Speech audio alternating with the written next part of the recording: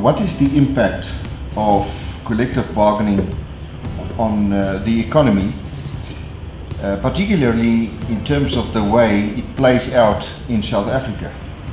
To answer this question, one needs to understand the legal framework in which collective bargaining operates. Without the extension of these agreements between parties, these councils will serve no purpose whatsoever.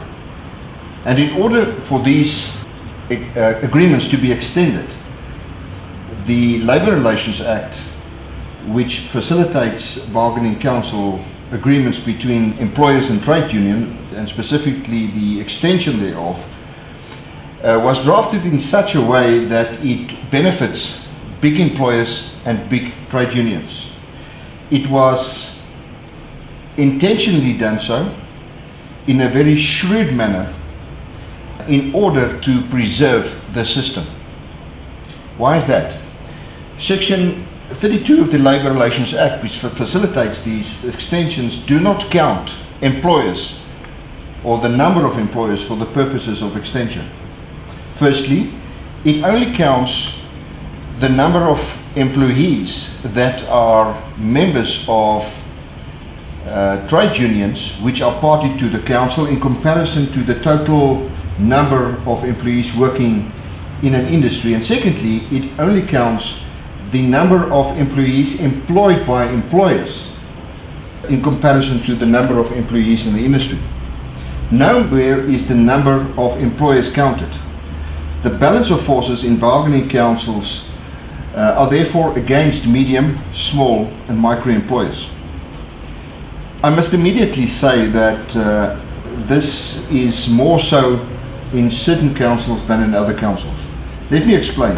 If in a particular industry you have one employer employing 1,000 employees, and in the same industry you have 900 employers, each employing one employee, then the weight of that one employer with 1,000 employees will, for the purposes of extending an agreement, be more than the 900.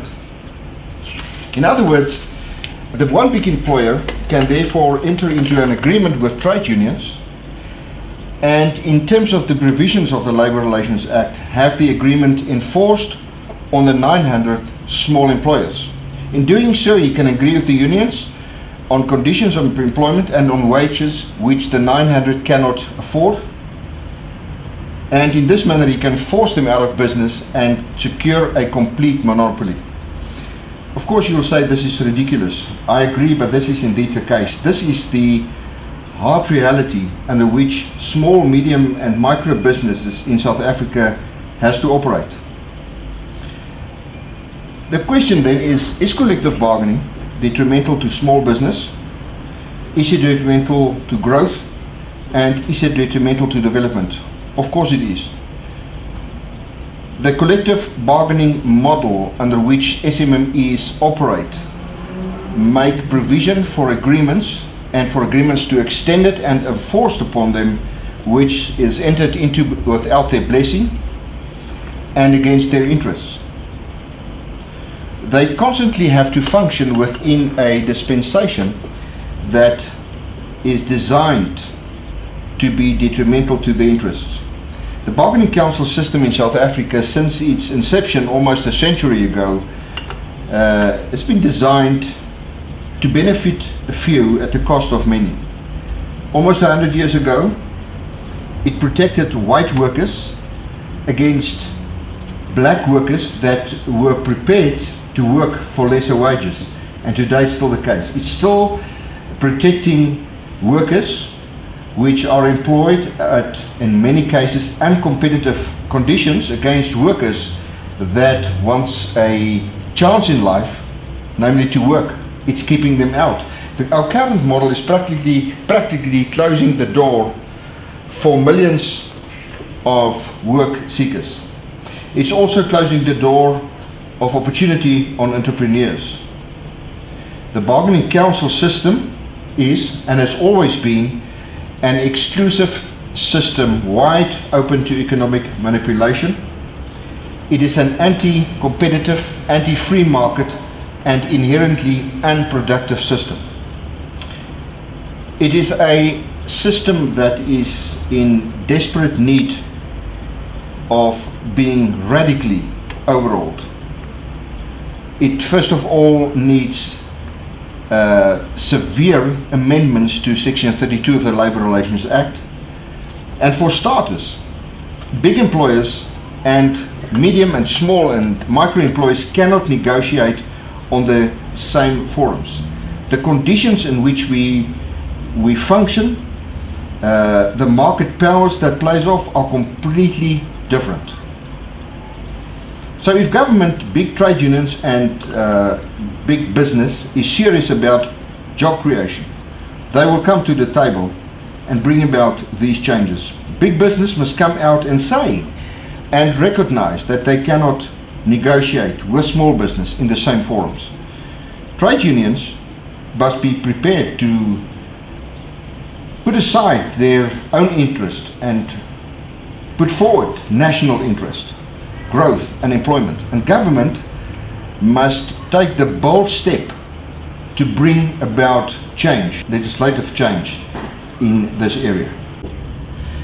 There was a question earlier on whether there are actually cases of business, small business, that actually closed down. Well, you know, the answer is, you know, I cannot give you an example, one example, because there are simply thousands of examples. I want to take you back, maybe some of you have seen it, that the General Secretary of the Bargaining Council has last week on SABC said that this council has lost 700,000 jobs in the last couple of years. From that, the council is now on 300,000 employees, and I think it's a bit more. But it comes down to, according to the General Secretary of the council, it was 1 million. This morning, somebody very close to the industry said that the council actually at some stage had 1.4 million employees, now down to a couple of 100,000. Of course, yes, a million, between 700 and 1 million employees who's lost their jobs. And these people were employed by small businesses which are no longer in existence. And I can tell you that this is a sad story, seeing factories with huge empty spaces, where employers tell you they used to employ 100 or 200 employees. They now employ 10. Whilst the forces are actually against us, there's one thing that we can do. We have to get involved. Numbers count. You can no longer afford to just do your business and leave this battle to somebody else. You have to get involved. We need your voice and we need your support. Each and every small business in South Africa needs to get involved in the future of South Africa. The future of South Africa, the wealth of South Africa will rely to a very large extent on the role being played by small and medium business. If we are going to grow in South Africa, it will be small business, medium business, micro business that will do it.